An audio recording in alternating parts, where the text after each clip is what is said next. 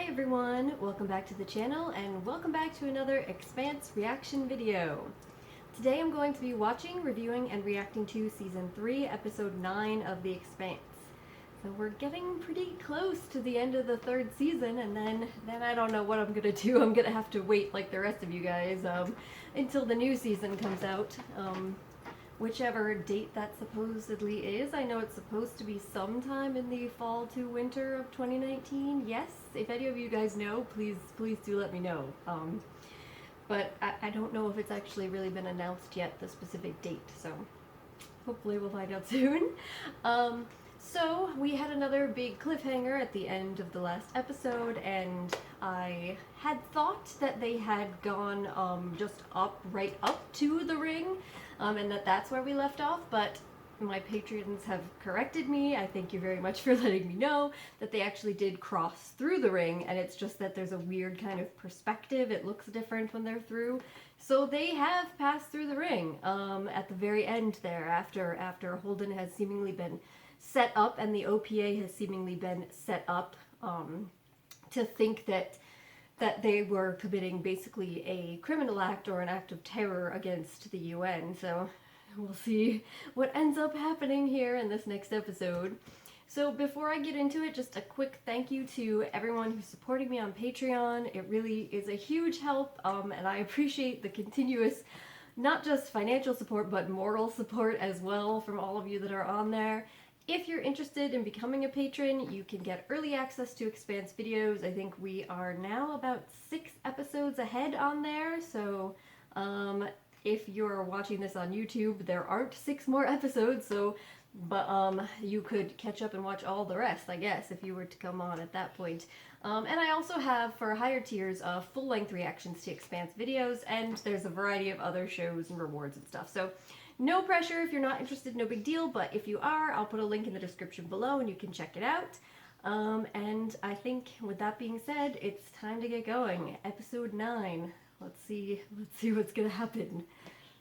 Here we go. Chief Engineer Naomi, what are you doing? Okay, I understand this is a difficult moment for you, but we have power failures throughout the ship, and I want you... I don't work for you. And I don't work for Anderson Doors. I gave the order to fire.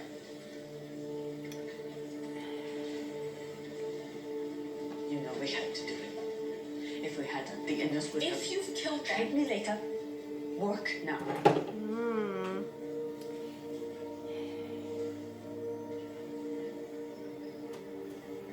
I'm sorry.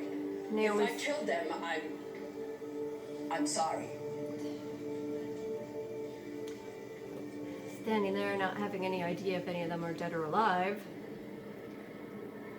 So this is inside the ring. Oh my god, that looks insane.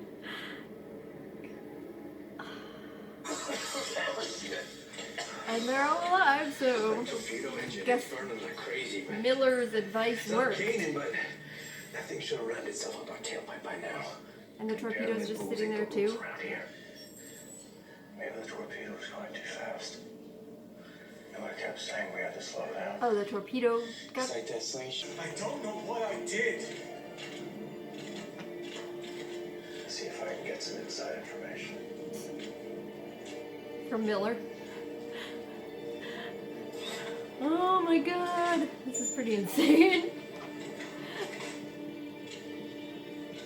Miller, talk to me.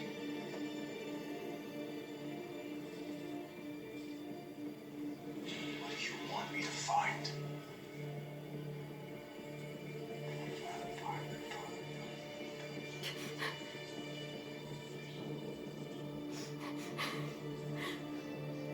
Nala. Miller! I don't know if you really need to like clue. Actions speak for themselves. I'm not asking for your permission.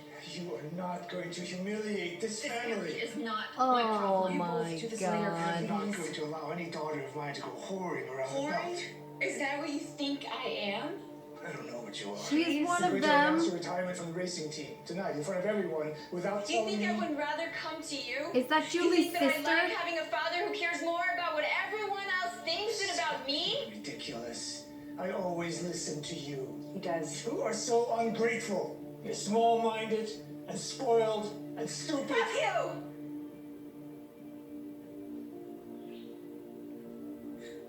Fuck you. Everything you do is corrupt. And Yeah. I can't stand to be part of it. I gave you everything. I don't want it. I'm done. Blinked out of existence. Well, we should probably keep away from the edges then. Yeah, it was a good safety tip. So, we turn and the MCRN catches us, and we go straight, and we're gonna reach the other side of that bubble. We have until then to figure out another option. Oh God. Marsha and Skeef just come out of the ring. How good to know that's possible? They putting out broadcasts. Not to me. I outgrew the way you outgrew your ship. But then something happens, doesn't it? Makes us forget. Remember only the good times? Or we start thinking, oh, maybe we can get them back. Be who we used to be. Or the prettied up version we remember. It's not so wrong to try. Nah, that never works. You let nostalgia trick you, and you'll regret it badly. You left your old crew for a reason. I left the OPA long before I left the Rosie. And now you're True. back here with us, and we need you here. I'll fix the ship. Fair enough. He left the OPA for reasons too.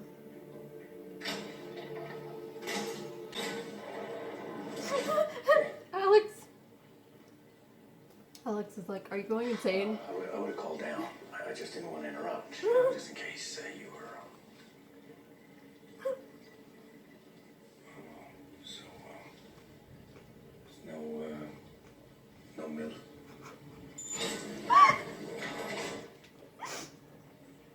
Oh, Alex. They're down. The only way to communicate is in person. And Mars isn't looking to arrest them for stealing a ship, so. Oh, You too. Put your lid on. he's putting them out there so the Martians will have to stop and pick them up. Back suit gloves on. You know how when the man's blind. It's time to go. Hey, wait! Make sure you tell them we didn't blow up the Sang-Yoon. Tell them what really happened, please. I don't know if she's gonna be in a charitable mood after this.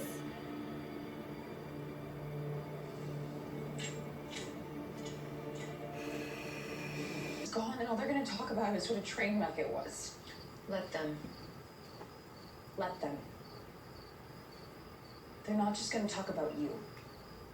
It's gonna be about me and Father. You humiliated us.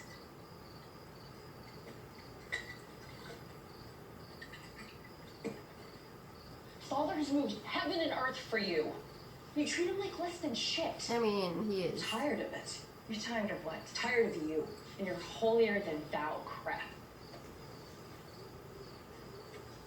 Where are you going? Slumming with your precious belters, saving humanity from itself. Do you even know how condescending you are? You're such a narcissist. Do not walk away from me. Don't you dare turn your back on me. I am through being humiliated by you.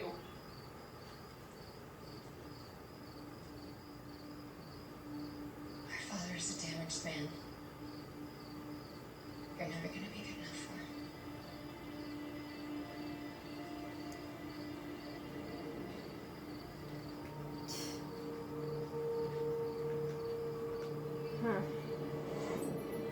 Right to this. Not more prepared. In your lot of go through the ring. Call it their own. But the belter opened it.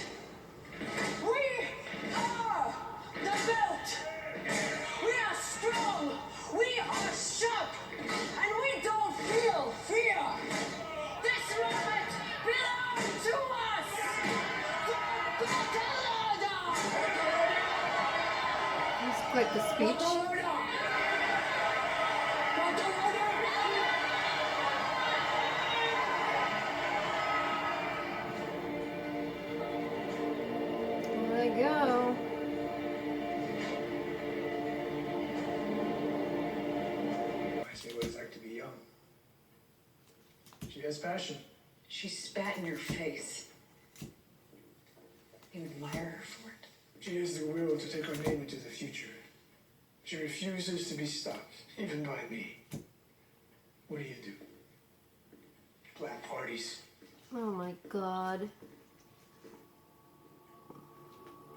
Melba, are you alright? The hazard pay. What a surprise! He was a shit father to both of his daughters. If you'll excuse me.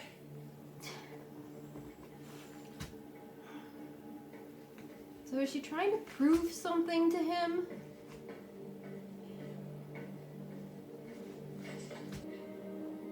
I can't fix it. But I can destroy the man who brought you low. So this That's was something Julie never could. all and never just would do for you. revenge against Holden? I just wanted you to know that. This literally is all just about Holden.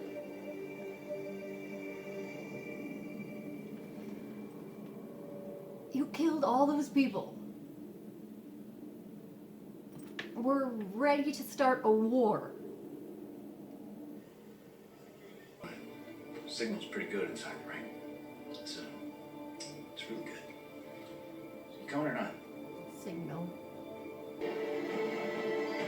This is what he meant?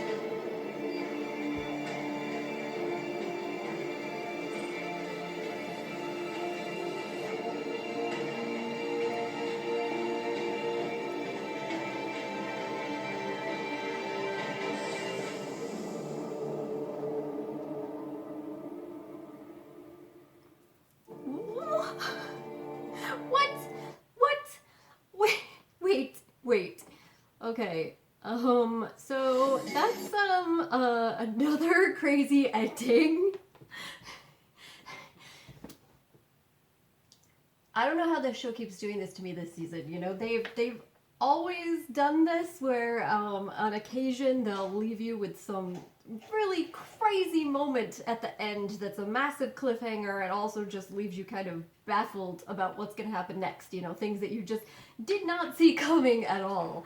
But I feel like this season they're doing it at least half of the episodes are like that, you know, instead of being like a couple times a season when a big major shift is happening. It's like there's a big major shift happening every single episode and there's a cliffhanger to go along with it. Wow. Okay, so this episode also, like the last couple, is packed full of great character stuff and also crazy events happening. So let's see, let's go through some of it and then we'll save that little insanity at the end for the end. So first, Melba is Julie's sister, Jules Pierre Mao's other daughter. I'm assuming she's Julie's older sister. So I did not see that coming. But I suppose it does make sense. You know, I was saying things like whoever's involved in this has to have the resources to have hired the documentary film crew and got them placed there with the sole purpose of luring the Rossi to the ring, and also get her placed undercover on the UN ship so that she could detonate her bomb, and so I mean that makes sense. Assuming that the family still has, even if they don't, you know, have access to all their money, because I'm assuming that Jules Pierre Mao's company had to forfeit a lot of assets in the aftermath of him being arrested. But I assume that she still has a lot of connections. And we saw in this episode too, maybe that's part of the reason that they put it in there. We saw the that one socialite woman who was with Anna talking about, you know, having connections and how that's how she gets to stay on the ship instead of being evacuated. So that's interesting. I enjoyed watching. I don't know if enjoyed is the right word because it was uncomfortable, of course, but I appreciated getting a chance to see some flashbacks, so we got to see some family dynamics between the three of them, and I think that did shed a good bit of light on on why maybe she's there, in that she's trying to prove something to her father, gain his approval, where she has always felt like she was second to Julie in his both his esteem and just in his affection, and we can clearly see that, and that she felt that was pretty unfair, considering that Julie was someone who was very disrespectful towards her father, who completely disagreed with everything that he was doing and stood for. Then she just went off on this mission to support the belt against her father's wishes and try to sabotage his plans. So Melba feels as though Julie was ungrateful and didn't deserve her father's affection or for him to be proud of her, and yet nonetheless he was proud of her in some way. It's kind of interesting that it's kind of similar to some of the, even with Miller, that I remember in the first season, there was some weird dynamics where on the one hand there was a sense of wanting to protect her and telling her that and saying that she was like naive in what she was doing, and that you know, idealism is not a positive thing, but yet also respecting the fact that she would stand up for what she believed in nonetheless, and she would fight for it, and even if it meant going against her family. So there's some of that there with Jules Pierre Mao too, where he does seem to have respected Julie's choice, even though he completely disagreed with it, and obviously it caused him problems. And he clearly didn't have that respect for his other daughter. I mean, he just straight up insults her and is saying, you know, you couldn't take Julie's place. You know, all you do is plan parties.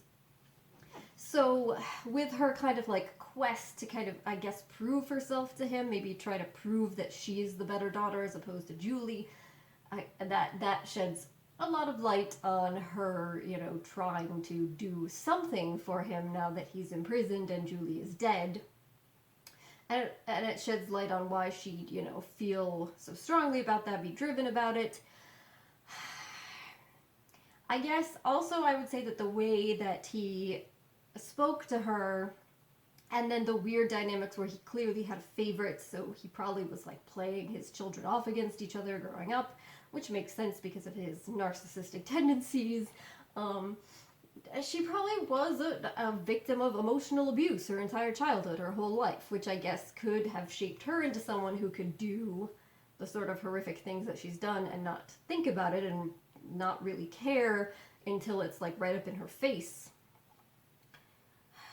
Because like I was saying, I mean, she has to be like Mao in some respects, in that now that I know, that her actual plan was solely put in place for the purpose of trying to please her father by discrediting and getting revenge on Holden, maybe getting him killed, and no other reason, and that she went through all this trouble, and that she willingly killed a bunch of other people on that ship that she blew up. So not just you know, murdering the one guy who caught her, which she's having trouble dealing with because she knew him and knew him to be kind, and he was kind to her in particular, but other people too. And then beyond that, she was willing to put a message out there that kind of set up the OPA, and could potentially have even started a full-on war between the Inners and the Belt. So she's willing to, not just even willing to, but happy to, it seems, go on and do this and potentially cause a huge amount of deaths, all to get revenge on somebody that she feels disrespected her father and try to get her father's like love or affection, which Julie said you're never gonna get no matter what. And maybe, you know, if you're thinking about it, if Jules Pierre Mao is a narcissist, you know, Julie probably understood something that Melba seems to not, which is that even though he seemed as though he had respect for her and that he wanted Julie to be around and to follow in his footsteps or whatever, he didn't really love and care about her, right? He cared about the family name, like he was saying, she has the ability to carry on our legacy or whatever. And he cares about that because that's him, because it's attached to him, and that's what a narcissistic person is like. Yeah. So Julie knows that, it doesn't really matter what you end up doing in the long run. You ultimately cannot completely please him. There will always be something else. But Melba doesn't seem to realize that, and so she's going to these extreme lengths, and she's allowing herself to commit atrocities. Although I am a bit curious now that I'm thinking about it, if maybe the inclusion of the OPA thing, it could just be, you know, because she'd need a reason for Holden to blow up the ship. But I wonder if also maybe there's some sort of underlying, you know, hatred towards Belters too because of Julie. Maybe this kind of bitterness that she likely still has towards Julie extends to the Belters who Julie cared about and tried to help. So maybe that was actually intentional. Maybe she wanted the belt to be damaged or annihilated too. And I guess that would make sense. It would still be for completely selfish and crazy reasons. Yeah, so I wonder, what do you guys think about that? Do you think that that it was just, you know, a means to an end pulling the belt into it, or that maybe she kind of beneath the surface because of her anger and bitterness towards Julie, maybe she wanted the belt to kind of pay to, not just Holden. So let me know what you think about that. Yeah, so that was interesting. I liked getting that backstory. I enjoyed everything that we saw on the Behemoth. You know, Drummer's speech was very impressive. I liked how Naomi turned around the little talking to about nostalgia that she was given, and kind of she interpreted it completely differently, that, oh, actually going back to the Rocinante wouldn't be giving into nostalgia and making a mistake, going back and regressing. In fact, I gave into nostalgia and regressed when I came here, when I came back to the OPA, and actually that's where I think I belong, and so she's going to try and head back there, and I really liked that. I thought it was well done. And you know, I've been saying that, and I truly have enjoyed watching and having her there, because it kind of led into more storylines with more characters. It gave us an in, so to speak. But at the same time, I always kind of did wish that she was back with the crew, and so I'm glad she's going back. Hopefully everything will work out there. Yeah, but hopefully we'll continue to still see some things with, like, Drummer and all of them. I assume we will, because I don't think they would have, like, put all those pieces in place just for those short amount of time Naomi was there. But, I mean, we'll see. I'm not really 100% certain, since the Rossi crew are the core. And then, alright. So then we get to the crazier parts of this episode, and they of course revolve around being in the ring and everything about the ring. So passing through the ring, they seem to be in this kind of like bubble space. And at first I thought that, you know, they were actually in that sort of kind of blue, gooish type stuff that's around them. But now, if I'm understanding this correctly, it's more like that's almost like a wall that is around them, all around them and around the ring, and you can go into it. And so that's what happened to that one probe when it seemed to, they said, blink out. And so they were actively trying to avoid going into that in case they blink out of existence. But in the end, Holden literally goes outside of the ship and launches himself into it. And he does so because when Miller finally came to him, after him calling to him repeatedly, it seemed like Miller was saying that he had to go somewhere with him for more information or whatever. And then we saw this kind of like orb shape inside of it that he was aiming towards, which I don't know if we saw that previously. I didn't see it in the episode earlier or at any other point.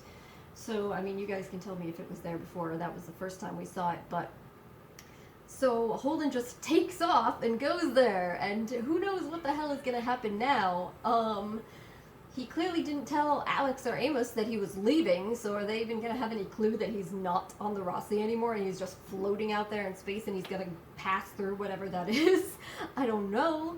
Meanwhile, Naomi's heading back to the ship if she can get there, and we've got our documentary crew floating out towards the Martians, and hopefully they will be kind and generous enough to pass on the truth of what happened, or at least what they say happened, as opposed to just being bitter and angry at Amos. I don't know. Maybe Naomi can kind of run some sort of interference, or she can help get the communications back online, and that'll help solve the problem, maybe. I don't know. I don't know. But yeah, and then of course in conjunction with that, we also had everything involving Anna and everyone on her ship, and the discussions of the ring and going in it, and it being the idea of being like a miracle or first contact or some sort of experience. And I thought it was interesting to kind of see the different reactions to that, especially when she was talking to the other priest, and he at the end tries to like justify in his head why he's not going to stay, even though he wanted to previously, by saying, no, this actually isn't God, this is actually something, a false idol, and it's dangerous, and I have a family. And then she has to come to terms with the idea that, well, maybe I'm never going to see my family again, but what's more important to me, to be a part of this once in a lifetime for all humanity, potentially first contact, or to go back and try to be with my family. And she chooses this, which is interesting, because even, a lot of the soldiers don't want to. Yeah, so I thought that was a lot of development for her character in this episode, in an interesting way too. So, but I have no idea what's gonna happen now. Holden just oh, Miller, version of Miller that exists. What are you doing? All right, guys, that was quite a lot of talking from me. So you feel free to let me know your thoughts, or if there's anything else that you'd like to touch upon. But I think I'm gonna wrap it up there. I'm gonna have to sit with this and think about it before the next episode. And whew, like I said, there's only a few left, so we're coming to the end of the season soon. But, all right, everybody, thank you very much for joining me today. Hopefully I'll see you next time. Bye.